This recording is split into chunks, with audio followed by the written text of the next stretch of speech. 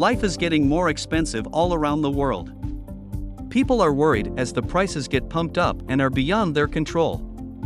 I'm talking about inflation right now. It's not just few countries but entire continents are seeing costs increase for everything from food to clothing, to fuel, and overall the grocery. Food is way more expensive than it wasn't even a year ago. So a lot of people are having trouble making ends meet. In this video we will explore why. The first thing the company CEOs will do is, they will pass the prices on to consumers. Now looking into what's being done to tackle inflation and whether those measures are working or simply making things worse, and inflation as a result spiraled out of control. Welcome to our channel. Let's begin. Before that, make sure to subscribe our channel. In the United States, where inflation is at a 40-year high, a survey by the US Census Bureau suggests in the richest country in the world. People are struggling to be able to afford what they need. Roughly a quarter of the people who make less than the poverty line have said, "Yes, I'm hungry and I don't have enough food because I can't afford it." And then people who are, even above the poverty line, but kind of like the lower middle class. Global inflation. You can't go into school. Businesses are far raising wages to attract workers, and for some businesses they can absorb that into their profit margins, or they might cut costs somewhere else to accommodate for the wages in the US. In the first months of the pandemic, fears over low inflation deepened. Inflation turns in the Eurozone. As people stayed home, businesses got shut, reduced demand and prices for goods and commodities. As in the US, that changed in 2021, after a vaccine rollout that allowed businesses and consumers to start spending and life began to get back to normal. Demand and prices back up, but that's just part of the story. It leaves out the single most important driver of inflation here. Inflation has been driven much more by European energy costs. And the causes for higher energy costs are multiple.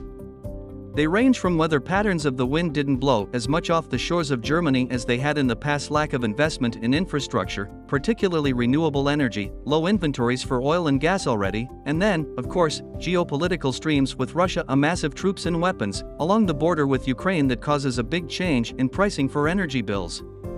The households in Western Europe were expected to soar this year by as much as 54%, that's left policymakers at the European Central Bank in Frankfurt in a tricky spot.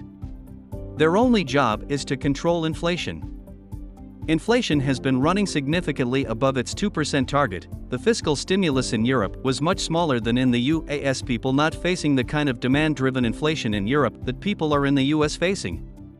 Central Bank believes that this surge in inflation will pass, and soon the ECB expects inflation to fall sharply this year as the heat is taken out of the energy market.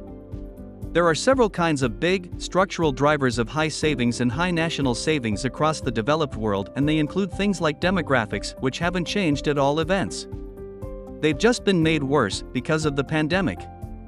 Turkey is experiencing one of the world's most brutal inflation surges, but unlike much of the rest of the world, it didn't start with supply chain shortages.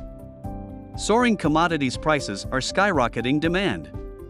Many economists say the blame lies squarely at the feet of Turkey's president regime. Erdogan doesn't bleach in the basics of monetary policy and the basics of market economics, which is that higher interest rates counter inflation. It cut policy rates aggressively this year, or over the last year, on the direction. The government statistics agency puts inflation at an already breathtaking 36%. However, researchers analyzing thousands of prices within Turkey say inflation is more like 83%. The feelings of the people are different from the government-pressured inflation figures on the street in daily life. It put off foreign businesses and investors to 2010 to 11. Everyone wanted to get into Turkey. It is controversial, the worse. It's led to a sharp deterioration in the lives of most Turks in the capital Istanbul. People wait in long lines for subsidized bread, which that means are the ones the controversial economic approaches could end up costing him his presidency. So all have to fight for job in keeping it under control and protecting the poorest among us wherever we are in the world. So that's it for this edition of Resist Beyond. If you've enjoyed it, do hit like and subscribe while you're here.